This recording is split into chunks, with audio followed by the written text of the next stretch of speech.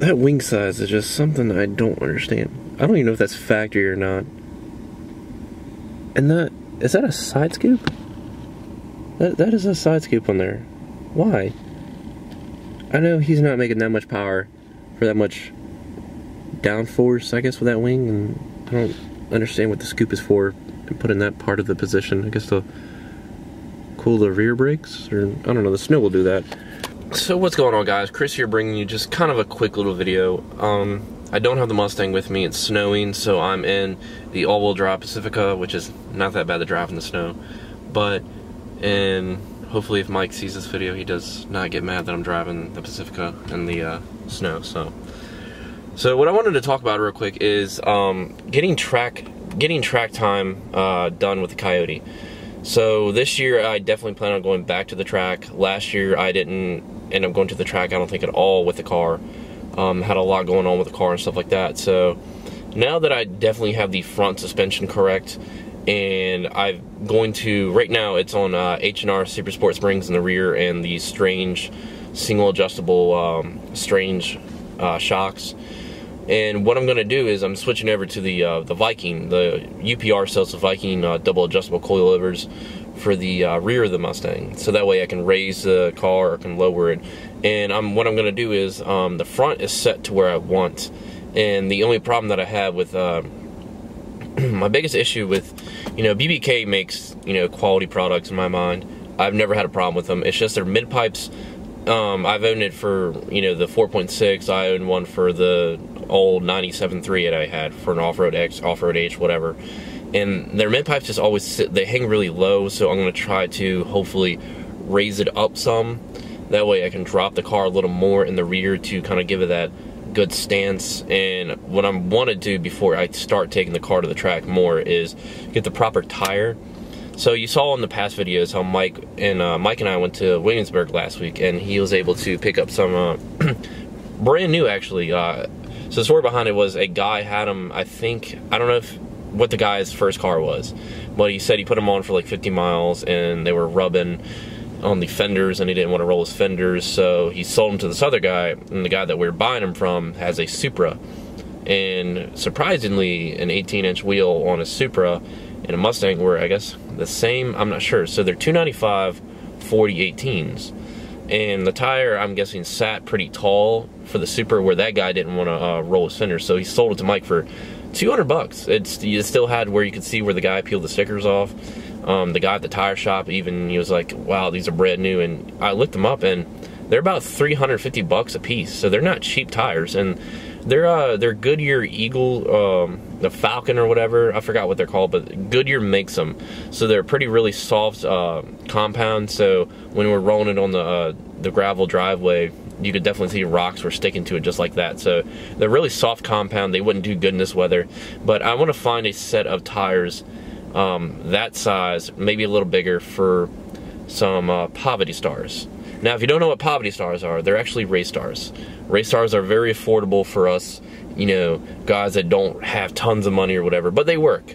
Race stars, I've seen them on mini cars, and I love the way they look, and I love the color that they have. They actually have a black chrome that would match the Rovos that I have, but I'm not going to run, I'll run a big tire on the Rovos once these rears go out, but I'm not going to drag race with the Rovos because I don't want to mess up the black chrome, and I've spent way too much money on these wheels to, go ahead and do that. Even though I did get a really good deal on them, I don't want to chance it. So what I'm going to do is, before anything, is get the rear suspension set up. You also may have seen in the rear, the past videos, that we have the Maximum Motorsports pan handbar. So not sure which car that is going to go on to.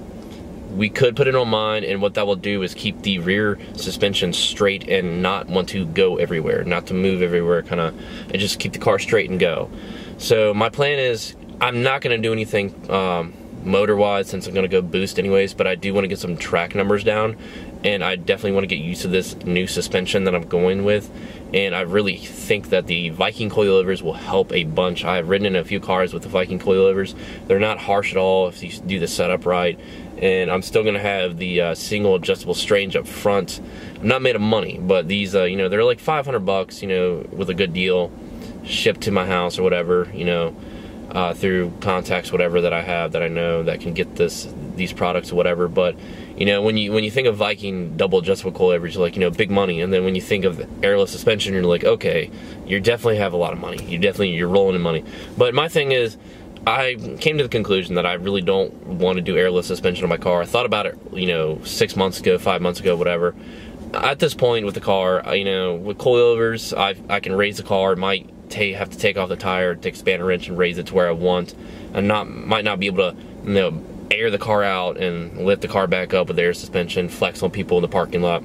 My whole thing is, I want a perfect stance for the car, but I like performance too, and I know suspension has come a long way to where, you know, it's a very comfortable ride. I've ridden a few cars with them, and the performance is really good. You know, the handling's great with it or whatever, you know, it handles like a Cadillac on wheels, rails, whatever you want to say, but, you know, I'm more into power, and that's the way I want my car to go. It's kind of what I've always wanted to stick to, and that's what I'm just going to stick with.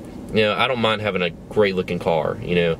I do have a few exterior mods coming. That's awesome, but I just feel like I can put the money towards the boost instead of, you know, airless suspension, and I can spend $500 and get coilovers, have a great coilover setup, have a great suspension setup. My car I've already put tons of money to the suspension, so I might as well just piece it together with, you know, $500, which is a lot for coilovers, but not have to do airless suspension and tear everything apart and, you know, drill holes for the tanks and everything and all that. Maybe one day if I buy like a newer Mustang S550 or whatever, I'll airback that, and then I'll have the Coyote swap as the, you know, performance track car or whatever. I don't know, but we're gonna get some track numbers. So once this weather clears up, gets a little warmer, buy some Poverty Stars, and definitely hit the track. And like I said, Poverty Stars are race stars. I picked that up from Alex, or Yellow Douchebag's channel. Great channel, check it out. He does a lot of information on these Coyote cars since he tunes them and stuff like that, so he definitely knows what he's talking about. And I kind of want to just get like some track time. I've seen what he's been doing with his car, the red one that he just got recently. So I'm just we're gonna hit the track, and we're gonna see what this car can do. So driver mod, I'm gonna have to learn how to drive at the track, because I've never really gone to the track just except for to mess around a few times, and did okay. But we're gonna put a tire on this car, and we're gonna see some power and some numbers and see what we can do. And we're gonna take it probably to the dyno to see what numbers it's pushing out. Probably Flim Flam or something like that. It's local dyno. Probably data log the car a little bit or something like that before I go. So, and I appreciate you guys watching this little update video, and make sure to give this video a thumbs up. Check out the other videos, project cars on the channel. If you're new to the channel, you know, surf around on the page and see what you like, you know. Subscribe for future content, and I will catch you guys later on, and stay awesome, and yeah.